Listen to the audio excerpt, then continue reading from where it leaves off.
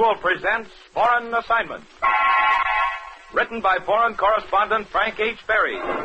Starring Jay Jostin as Brian Barry, with Maurice Wells as George X. Peabody and Vicky Vola as Carol Manning.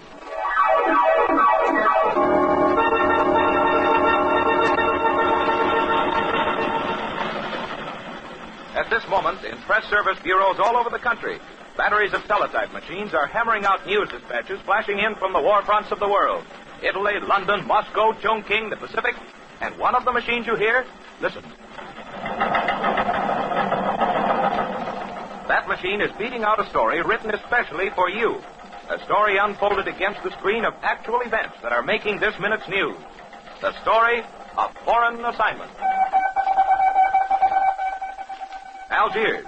According to reports reaching Allied headquarters here, the French underground has become demoralized by recent developments in the political relations of the United Nations, particularly as regards Allied policy on post-war France. The situation has caused grave concern to those who will command the coming invasion of Europe through France. For the success of the invasion may depend in no small measure on the strength and effectiveness of the French underground.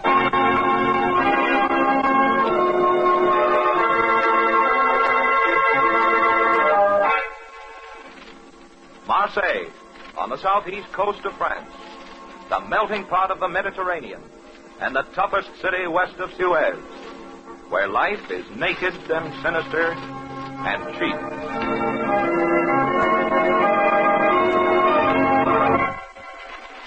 Tonight, a fog has rolled in from the sea, deepening the gloom in the labyrinth of narrow, dark streets rising steeply from the north side of the old port, and mixing the acrid tang of the sea with the smell of ships and rope and tar and oil and wine, and softening the prevailing sounds of the old quarter, the scuffling of heavy shoes along the cobbles, the clacking of high heels on their nightly rounds, the raucous laughter of too much wine, and the metallic music of battered pianos drifting from cheap cafes.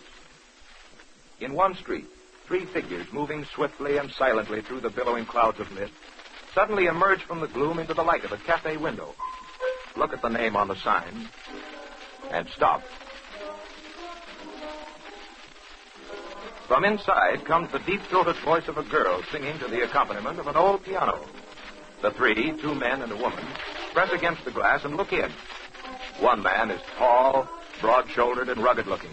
The other, shorter and older. The woman is young and blonde and very pretty. In a moment, the younger man says something to his companions, then enters the cafe alone. My friend, I tell you true, but I hope that you come through. For a second only, he surveys the roughly dressed men sitting at the scattered tables, drinking and listening to the singing. Then moves to an empty table.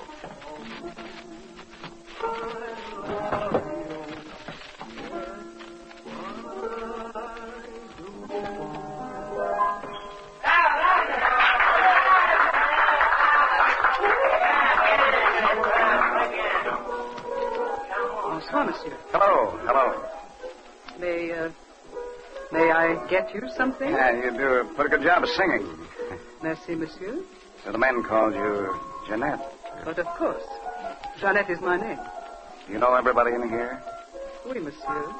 Except you, monsieur. Well, I'll tell you that in a minute. Let me signal my pals to come in first. Who are you? You are not French. Oh, not with my accent. And I'm not a Nazi playing games either. You are an American. That's right, sis. Brian Barry of the American Press. An American journalist? Yeah. But what are you doing here? How did you get... Now, wait a minute. Take it easy. You'll know it all in just a minute. Hiya, fellas. Come on over here and sit down. It's okay. This is Jeanette, all right. Oh, thank heaven. Bravo. Glad to get off the street. A couple of Gestapo police passed right by. Yes, and for a moment we weren't sure they were going to pass. Jeanette, this is Carol Manning, British intelligence. British intelligence? And George X. Peabody in British press. How do you know, But what are you doing in Marseille? Why have you come here to see me? Maybe this will make us friends, Jeanette. Yes? A l'outrance. Okay. We. But why was not word gotten to me that you are coming? Because we could get here as quickly as the message. Yeah. The time is precious right now. Then you come from... Allied headquarters in Algiers. Yes, we'll put ashore down the coast a little way, right off the dock. Yeah, only George missed the shore and he dunked his pants a little. They're as dry as I am now. Oh, I am so sorry. It would be better if I served you a bottle of wine anyway. All of the men here are French, but not all of them are members of the organization. And others might suspect that we did nothing but talk. Okay. Well, couldn't we talk somewhere else? I think we had better try to talk here for the present. And, oui, monsieur, we at once. Play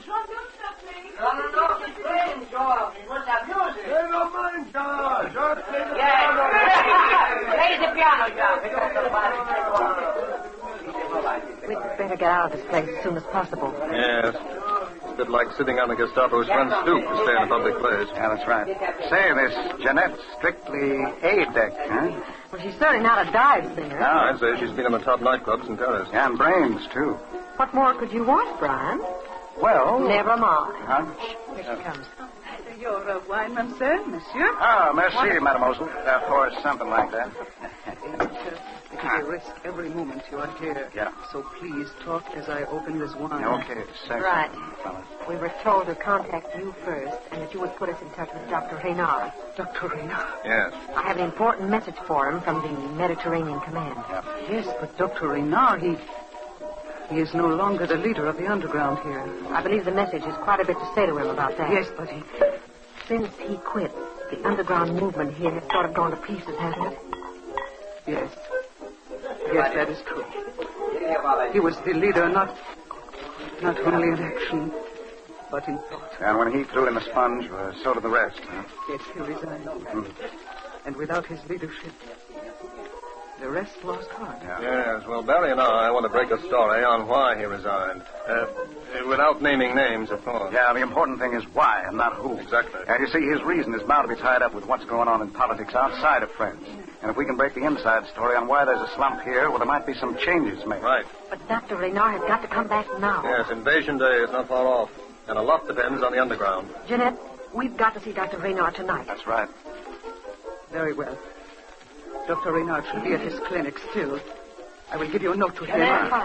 Quick. What is it, Charles? The Gestapo come. Brian. Take it easy. Yeah. Where are they, Charles? They just drive up outside. Go to a table and keep calm, Charles. Oui. There is not time to hide you three. Perhaps this is just a routine visit. Anyway, do not speak unless you have to. Especially you, Mr. Barry. Your accent is very bad. Yeah, okay. Here they come.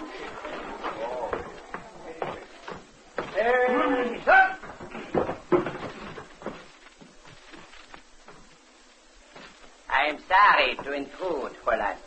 It is all right, Herr Major. We understand that you must make these routine inspections, and we do not But object. this is not a routine inspection, Fräulein. Oh, no? 3 enemy agents are somewhere in the city of Marseille. They were seen entering the city from the east, shortly after dusk. 2 men and a woman. When they are found...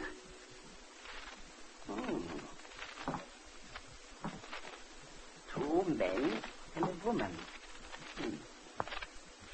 Let me see your identification cards, please. I said, let me see your identification cards. Identification? Oh, yes, of course. And yours. Oh, here it is. Yours. Now we shall see. Pierre Gélimont, Madeleine Dupré, Jean Miro. Yeah, take them. As I was about to say, when the 3 enemy agents are found, not only they, but those who harbor them, all will be executed. That is all. Fräulein, guten Abend. Bonsoir, Herr Major. Tumblers. Oh, my word. May we? The identification cards. How did you... British intelligence fixed them up for us. Hey, look, fellas, we better get started for Dr. Renard. Right. Oh, I am so sorry I cannot take you there, but I must not leave here now. Yes, we understand. I will write a note to Dr. Reynard for you to take with you. Oh, good. I will be just a moment. Say, you better take a big slug out of this bottle, fellas. We might be in a tight fight with a short stick.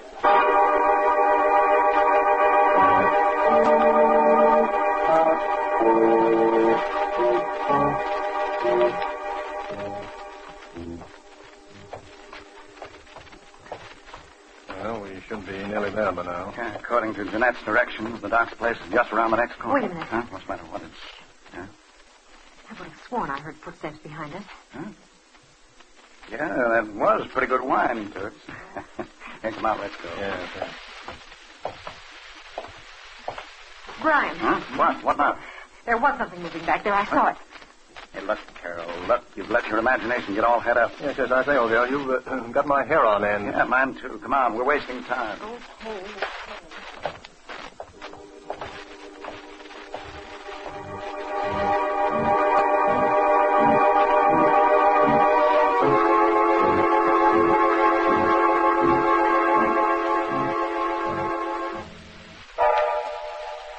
If you are determined to play informer for the Gestapo, sir, you must stop running to us a bit of nothing. But this time I have something important, Colonel Ryder. I swear it. Yes? Well, what now, Arsene? The 3 enemy agents you are looking for. Yeah. What?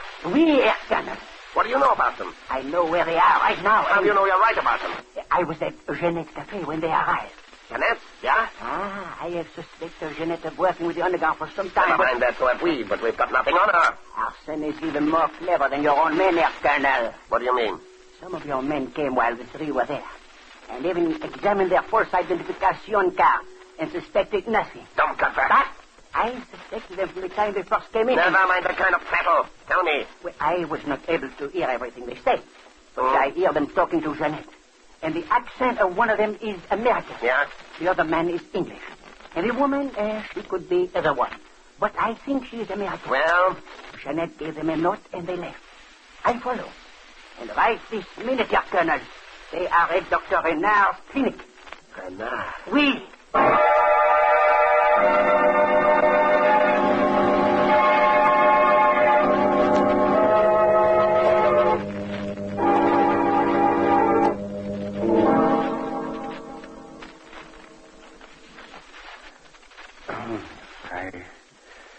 I deeply appreciate, Miss Manning and gentlemen, the sentiment expressed in the message which you have brought to me, and the great risk you have taken in order to deliver it. Now, what's the verdict, Dr. Renard? My resignation of the leadership of the underground movement was not, Mr. Berry, an impulsive action. We are certain of that, sir. Yes, of course. No. It was reached after careful weighing of many important aspects. It was based on what I considered to be sound reasons. Well, Mr. Pebbody and I would like to take a story back with us, Doctor, about those reasons. I'm sorry, gentlemen, but I prefer not to discuss it. But you would not be identified with them, sir. We plan to use them as a basis. I am sorry, Mr. Pebbody. Now, look, Doctor. George and I, along with Miss Manning here, have gambled our necks to come over here for that story. I appreciate that fact, Mr. Berry, and so stated a moment ago. Aren't you overlooking the more important fact, sir? I do not understand. The fact that your reasons for resigning are not your exclusive property. That's right. I still do not understand. Well, George means there are millions of people in this world, your own people and everybody else who's giving their blood, sweat, and tears to smash the Nazis. And it means all those millions have a just share in your reasons. Exactly. Please, gentlemen. Now, look, Doctor. The Allies are on the verge of starting the invasion that'll tell the tale.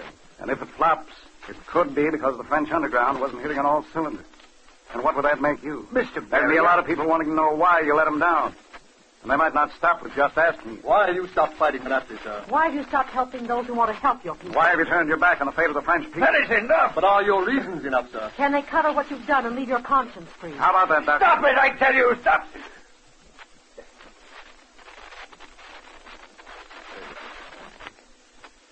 I will give my reasons. Okay. We're listening, Doctor. After the fall of France, I joined eagerly in the underground movement because I believed that an Allied victory would not only free my people, but would guarantee them the chance to build a new France, a freer France.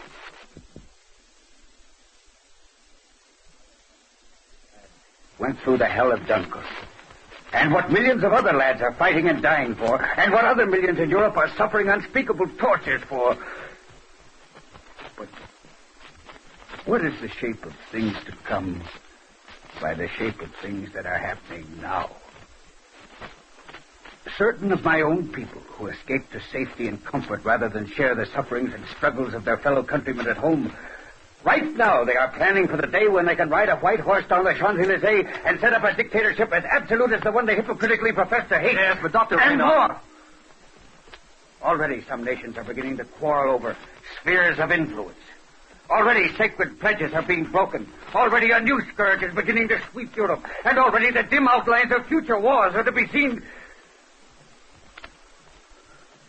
And you ask me to urge my people to pour out their blood to bring these things to pass? I will not! No! By the eternal heavens, I will not. Yes, there are many others who feel as you do, Dr. Raynaud. But they are carrying on. That's right. They are carrying on because their only hope for getting the kind of world they want to live in lies on the other side of the horizon. Not on this side. If they stop now, they're sunk for keeps. Many of the things you described may come to pass. But the important thing is the people believe they're fighting for a better world. And if they believe that's what they're fighting for, then that's what they are fighting for. And if they keep on fighting for it, someday they're going to get it. Good night, Miss Manning. Gentlemen. Good night, sir. Good night, Dr. Raynaud. Yeah. Good night.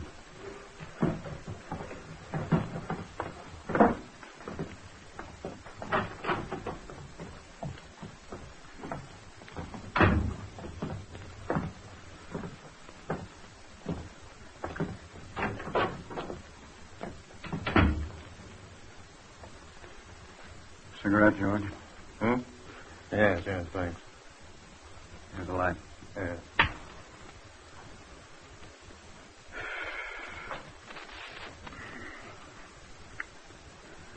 Well, I guess that's that. Now, come on, fellas. We're going to make our way back to the joint.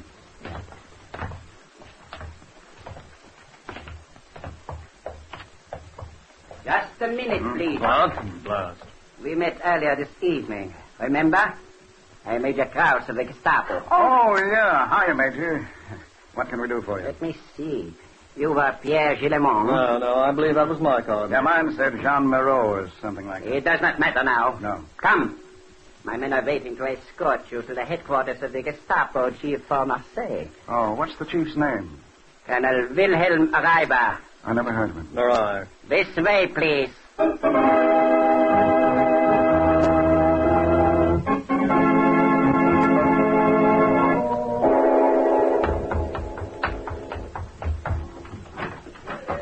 Jeanette.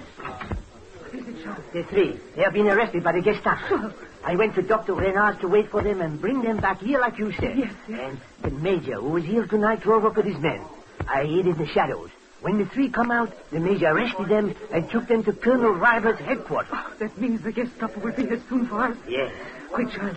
Gather as many of the men as you can in a half hour and go to the meeting place in the catacombs under the Church of Saint Victor. But you, Jeanette. I will get the ones who are here, and we'll be there waiting for you. We've got to work fast or it may be too late. Hurry, Charles, hurry!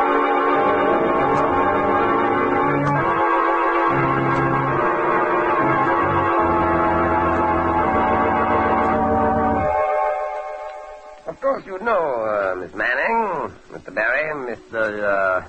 Peabody. Peabody, Colonel Reiber. Forgive me. And don't let it happen again. The penalty for those in your position is execution. Yeah, against the wall. But I should be inclined toward leniency in your case in exchange for your cooperation in a matter of concern to us.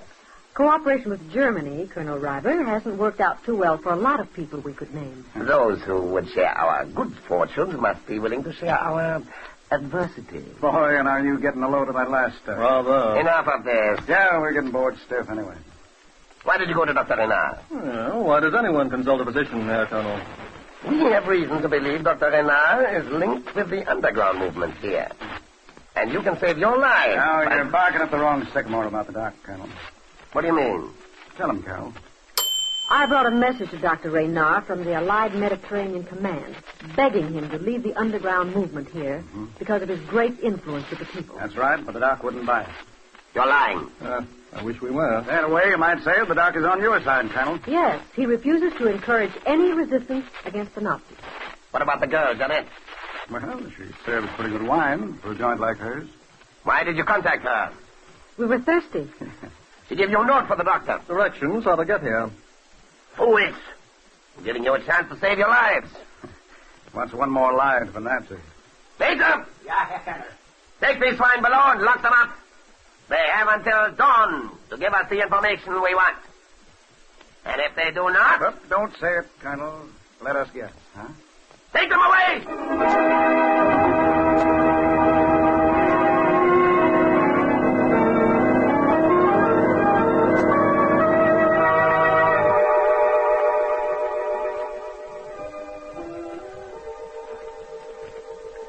Brian, Yeah, what are you thinking about? same thing you are, I guess. Oh, tell me. Let me see. I love you, Carol. And I love you. Oh, Brian, darling.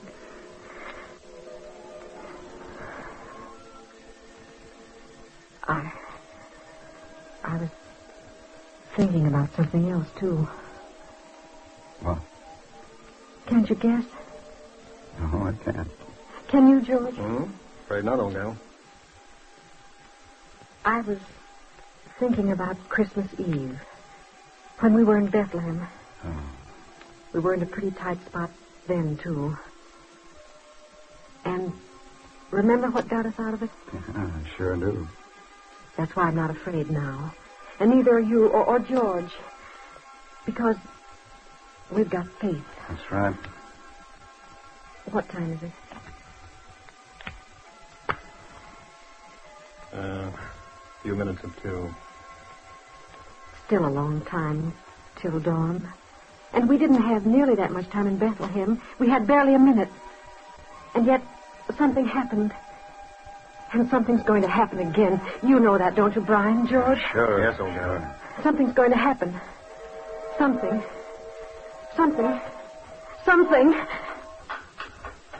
Brian, listen. Yeah, somebody's opening the door. That something's happening right now, Brian. I'm saying. You're right. Larry. Yeah, who is it?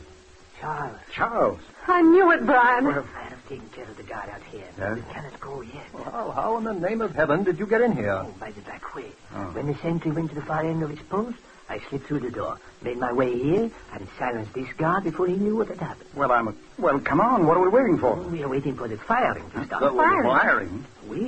Our men are going to attack the front of the building and throw all the guards in that direction. Oh, I get it. And keep firing long enough for us to get out the back way, huh? Yes. Joe. Listen.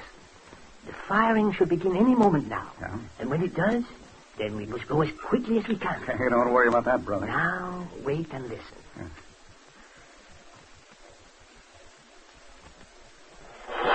There we go. Yes. Get started, Charles. Follow me, Charles. Behind you, old man. Go right here. Okay, there we are.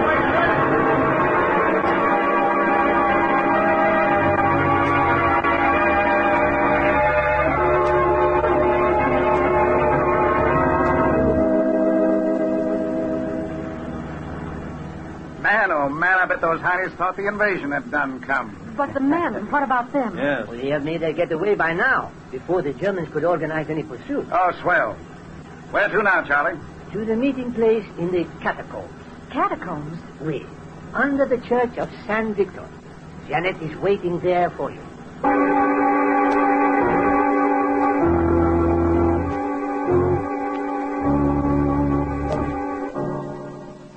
Well, we're not going to try to thank you, Jeanette, for arranging that little job a while ago.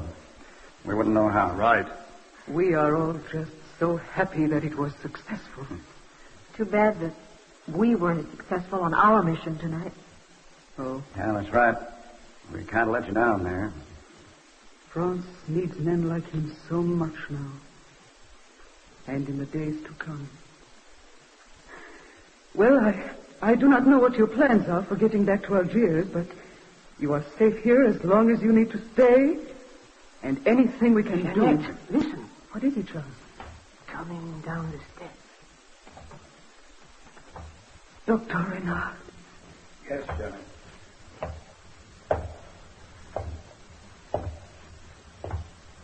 Miss Manning. Yes, Doctor? Mr. Barry. Doctor? Mr. Pepperdine. Yes, sir? Thank you for coming to see me tonight. You mean, sir? Have one of the men contact Allied headquarters in Algiers on the wireless right away. And the message? I am at your service.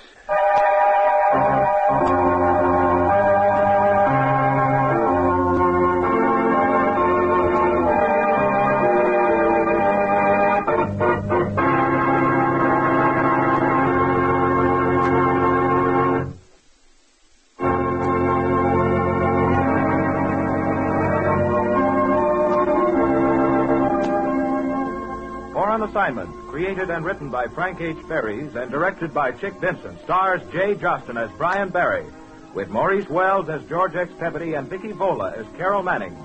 Joan Vitez played Jeanette, Walter Vaughn, Dr. Renard, Peter Capel, Colonel Reiber, Guy Rep, Major Krause, and Sid Cassell, Charles. Music was by Henry Silverne. And your narrator, George Willard. The characters and situations in Foreign Assignment are wholly fictional, but the places and events which form their background are on the front page of your newspaper.